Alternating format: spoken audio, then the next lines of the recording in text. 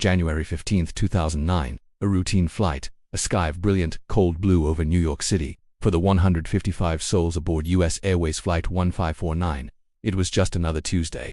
Husbands, wives, children, business travelers, and vacationers settling in for a short trip to Charlotte, North Carolina. In the cockpit, Captain Chesley, Sully Sullenberger, and First Officer Jeffrey Skiles ran through their final checks. The familiar rhythm of 1,000 previous flights, the Airbus A320 taxied onto the runway at LaGuardia Airport, its engines roaring to life, ready to climb into the winter sky. The wheels left the tarmac, and for a few brief moments, everything was perfectly normal. But in the air, unseen and unheard, a collision course was set, a force of nature against a marvel of engineering. In less than 2 minutes, the roar of the engines would be replaced by an unthinkable silence, and the fate of everyone on board would rest entirely in the hands of one man. This is the story of the split-second decisions, the impossible choices, and the incredible calm that turned a potential catastrophe into the miracle on the Hudson. Just about 90 seconds after takeoff, as Flight 1549 climbed to an altitude of nearly 3,000 feet, the world outside the cockpit windows was suddenly filled with a flurry of dark shapes. A flock of Canada geese, large and powerful, appeared as if from nowhere. The impact was instantaneous and brutal. Passengers heard a series of loud, violent thuds, followed by the horrifying smell of burning birds and the sight of flames flickering from the engines. Then, the most terrifying sound on an airplane, silence. Both engines had failed. The immense power that had lifted the 75-ton aircraft into the sky was gone, replaced by a dead, powerless glide. In the cockpit, the serene hum of the instruments turned into a cacophony of alarms. "My aircraft," Sully said, his voice steady, taking control from his co-pilot. His words were calm, but the reality was dire. They were a crippled glider over one of the most densely populated cities on Earth. Air Traffic Controller Patrick Harton, his voice tight with urgency, radioed instructions to return to LaGuardia. Sully's response was chillingly simple. Unable, Harton suggested another runway, at Teterboro Airport in New Jersey. Again, the calm, measured reply came back from the cockpit. "We can't do it." Sully's mind, honed by decades of flying, was racing through impossible calculations. He knew no runway was within their reach.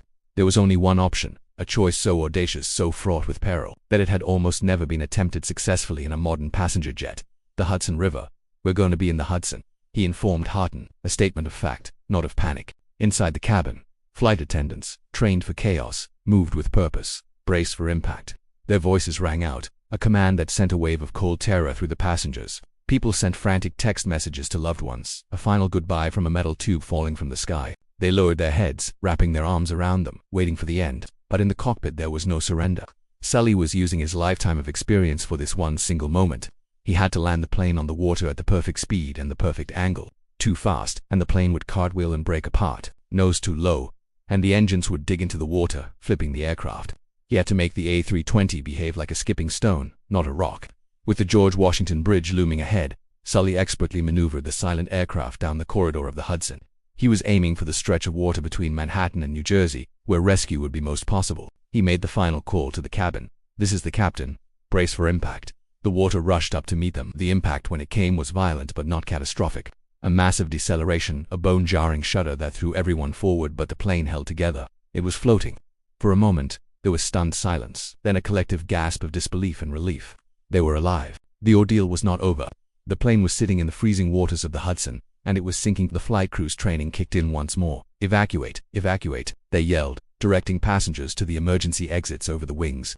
People scrambled out of the sinking fuselage onto the wings, a surreal scene against the iconic New York skyline. They were standing on the wings of a floating plane in the middle of the river, in the freezing cold, but they were not alone for long. The miracle on the Hudson was not just the work of one pilot. It was a miracle of human response. Ferry captains on the river, seeing the impossible sight, immediately turned their boats towards the downed plane without waiting for instructions. The New York City Fire and Police departments launched their marine units. A flotilla of rescue boats converged on the scene with breathtaking speed. Ferry crews threw life vests and ropes to the stranded passengers, pulling them from the icy water and the slippery wings onto the safety of their decks. In an astonishing display of coordination and courage, every single one of the 155 people on board was rescued. Captain Sully was the last one to leave the aircraft, walking the length of the cabin twice to ensure no one was left behind. He had not just saved his passengers, he had delivered them. His calm professionalism, combined with the swift action of his crew and the city's first responders, had turned a disaster into a story of hope and heroism that would be told for generations.